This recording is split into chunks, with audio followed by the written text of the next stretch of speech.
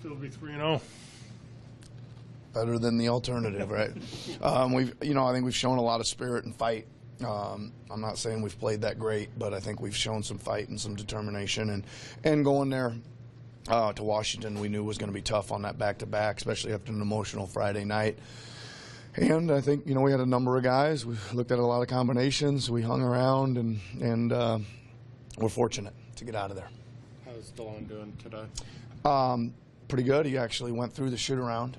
He will not play or dress tonight, but we're ready, we think, for Wednesday to give him a go. With Kawhi, is there a plan regarding back-to-backs or load in general, or is it just sort of we're going to see where he's at game by game?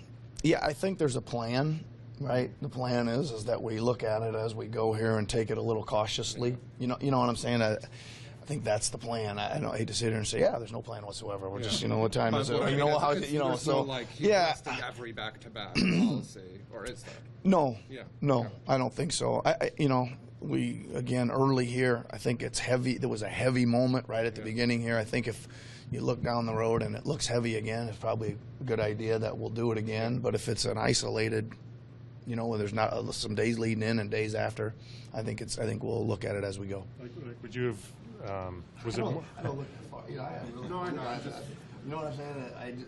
I probably should, look down there and figure it all out. But I'm a little consumed with the next game coming sometimes. So, I mean, obviously you have a big role in it, but is it one of those situations where even when you looked at that schedule when it came out, would Alex, et cetera, have said, let's look at that back to back and see how those first two games I think. Did it end up he played 73 minutes and we're like? Well, again, I don't think we made the decision to rest him until we got here. I think we were still looking at how it all looked, how he was. I think we're all probably a little bit on the fortunate side of where we are when we, did we know he was even going to be ready at training camp or playing, all those kind of things. So he's played pretty heavy minutes. He's went through all the practices in training camp. Missed a preseason game or two or something like that too, but I think we're pretty happy with where we're at, and we'll just continue to monitor. Charlotte's playing incredibly well, especially hitting a three-ball. What's the key to sort of slowing down a team that's shooting it like that, and how do you slow down Kemba? Well, obviously they're playing fast and open, and they're really letting them go, and they've changed their lineups a little bit. As a lot of teams have, to put a little bit more spacing and shooting on the floor. So that's the first thing. So that's like,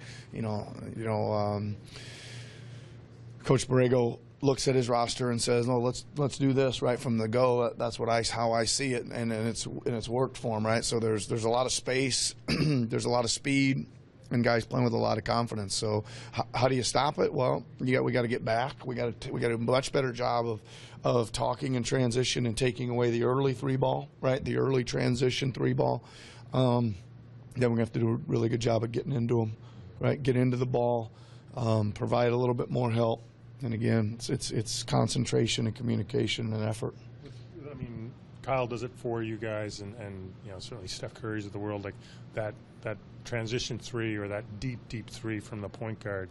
Is that the hardest thing to counter as a defense? Because it's pretty hard, right? It's pretty hard, and I love them because I think it catches everybody. Like, I mean, for how many? Well, for the first couple of years, Steph did it. You were just like, right? And even when Kyle does it, when he lets him go, it still draws a gasp from the crowd, right? Even though he's doing it, but we talked about him doing it from deeper and deeper this summer.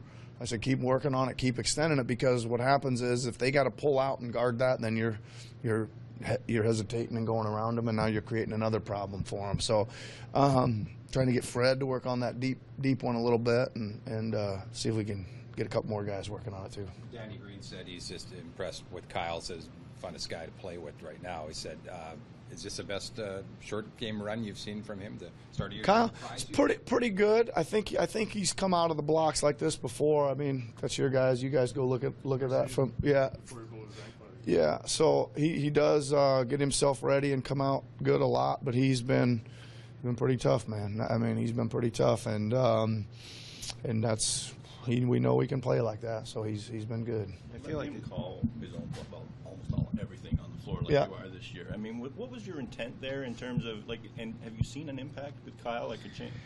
Yeah, I don't know how much that's impacted him, to be honest. But again, I like to. I think listen, those guys, both of them. I keep saying Fred and Kyle are both really smart guys that can run the team right out there, and I look at them at free throws and let them call, and they got a feel of what they think's going to work, et cetera. I may throw a couple out there here and there and direct a little traffic, but it's we're trying to develop a what do you see, what do I see, and what do we both see together, mentality. What do you know about James? He's also first-year head coach, so do you have much of a book on him, or do you go look at pop stuff and go?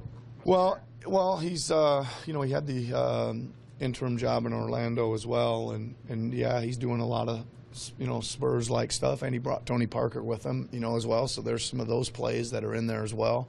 But he's you look at what he's doing, pretty smart, right? Pretty smart. He's again changed the rotations, moved some pieces around. He's got Walker playing at an all-time level, and he's got Batum revived, and Zeller's back playing. He's doing good. They're a tough team.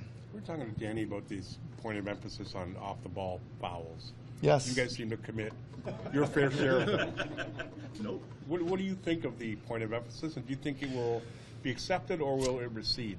Well, we're committing our fair share, and so are a lot of teams. Like I'm watching the games at night around the league, and Golden State had their fair share last night, right? And it was really frustrating to them. I think I don't know how many times the other night when a guy was coming out with his fourth foul the other night, I'd give him 5 and say, "Welcome to the new NBA." We got to adjust and we got to accept it and we got to learn right as quickly as possible.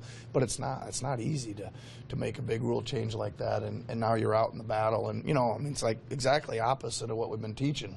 Everybody's been teaching, grab, hold, don't let them cut, get physical, keep your hands on them at all times, all that stuff. So we've all got to, get our hands up in the air and show them, to the ref that we're not holding and using them and adjust as quick as we can. And I would imagine, I don't have the numbers on this, but I would imagine scoring's going up. Way up.